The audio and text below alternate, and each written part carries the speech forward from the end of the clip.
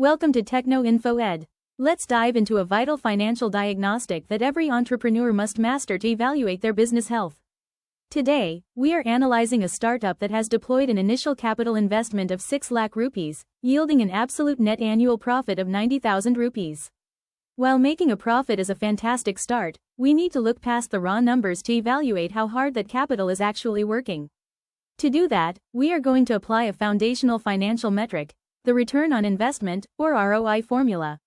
The formula for return on investment is simple. We take the net annual profit, divided by the total capital investment, and multiply the result by 100 to express it as a percentage.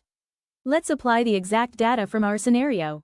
We take our 90,000 rupees of annual profit and divide it by our 6 lakh rupees of total investment. This gives us 0.15. When we multiply that by 100, we discover that the startup's current return on investment is exactly 15%. Now, a 15% ROI is a solid baseline. It means the business is beating conservative investment options like government bonds or fixed deposits, which usually hover around 6 to 7%. However, for a high-risk startup, 15% means there is still immense potential left on the table. To unlock that hidden value, we can implement two distinct financial pathways: cost control or revenue increase.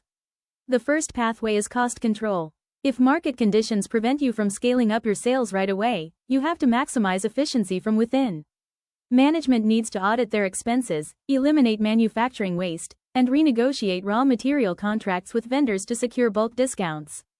By systematically slicing your operational overhead, your net profit margin automatically widens.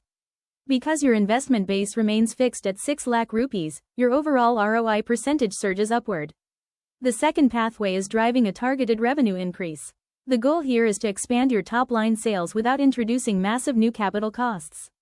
The startup can achieve this by implementing a premium-tiered pricing structure, cross-selling high-margin value add-ons, or launching hyper-targeted digital marketing campaigns to capture new customer segments.